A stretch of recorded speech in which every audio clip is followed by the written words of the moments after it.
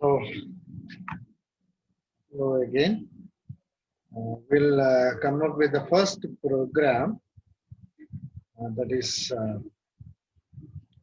addition of two 16-bit numbers. Addition of 16-bit numbers.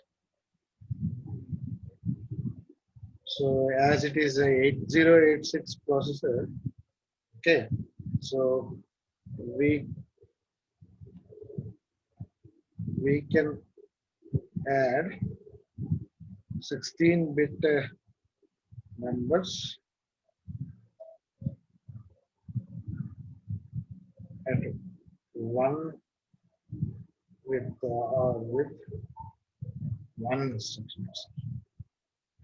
Because as it carries 16 bits at a time, so I can add two 16-bit numbers with one instruction. Okay, so the point is how we are going to write down the program. Okay, so say that the two numbers are stored in A register, A variable, and the second is B variable. So the first number is 1, 2, 3, 4, H. Second number is 5, 6, 7, 8, H. If we add this one, what we'll getting? 4 plus 8. Generally, I am doing it. 4 plus 8, 12. So it's an hexadecimal number. Hexadecimal. So we'll have 1, 2, 3, 4, 5, 6, 7, 8, 9. Okay. 10 will be A. Okay. B. 11 will be B. Okay. 12 will be C. 13 will be D. 14 will be E. 15 will be F. So this is what hexadecimal representation is all about. Okay. So 4 plus 8 is 12. So it's the number is C. Okay. 3 plus 7 is 10. So 10 will be A. Okay. 2 plus 6 is 8. 68. The answer is 68 is C. Now we are doing it actually hexadecimal representation. So if the same logic has to be done with what is called microprocessor assembly level language program. Okay, the programming part. So what we'll be doing is first thing, how many segments we have to take it up. How many segments are required for this one? We have to write a code. So therefore, we have to take code segment. Second one is we have to take an other one is what is called a data segment, because I want to place this data in some segment. Okay. So the first thing is, while writing the program, the first part is assume CS colon code, as we are writing the code, DS colon data. These two are required. Clear? Are you able to understand this particular until now? Okay. Now the first thing is I have to place a data. So what I have to do? Data segment. Okay. So after this, I have to end this data also somewhere. So whatever data I want to store, I have to store it in this particular place. So A is a variable. So what is the size of this variable? It is not a byte, it is a word. So what I have to represent? DW 1, 2, 3, 4, H. Okay. B DW 5, 6, 7, 8, H. So after adding this one, I have to place this somewhere, a variable. DW, what is called as? We don't know the result because we are unaware of the result. So we have to place this particular question mark. Okay. Are you able to understand on this particular? So in the data segment, I'll have A DW 1, 2, 3, 4 H, B DW 5, 6, 7, 8 H, some DW data ends. Clear? So now what is the other thing that I want to do? I have to write down the code segment. Code segment. Okay. So what is meant by code? it is different. It is assumed as code segment with the word CS. Code is called as CS. Clear?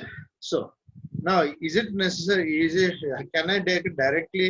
If I write something, it will take it as code. No, it will not take it as code. So what I have to do? I have to write down a statement. Start. Start. What I am writing is in move. Okay. Into AX the data available. Okay.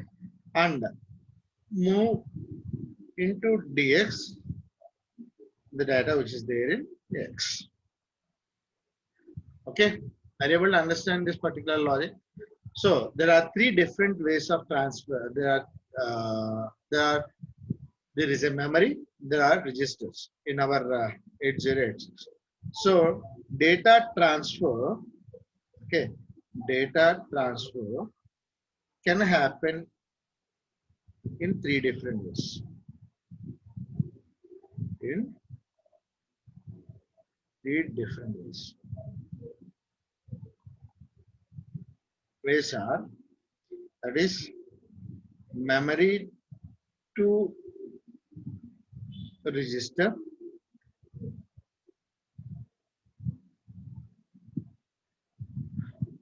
memory, sorry, I'll write it down here. Memory to register, register to memory, and register to register, but not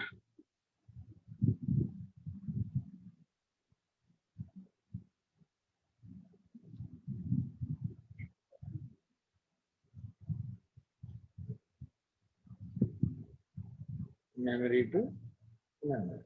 Clear? So this is what happens. So I cannot transfer directly from data to DS. So there is one way.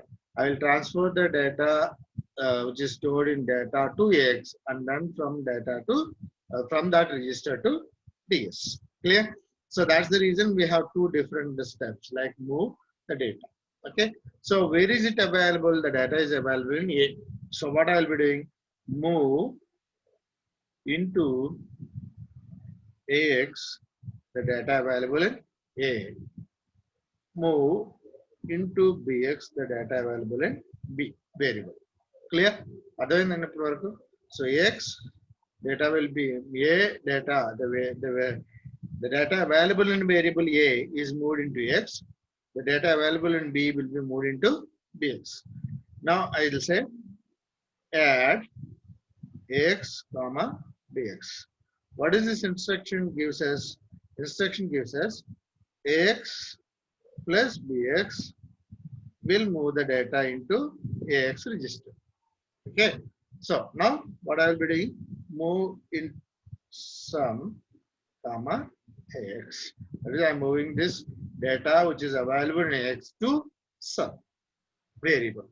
Okay. So this is what the real program is. So what I have to do? Now I have to write down end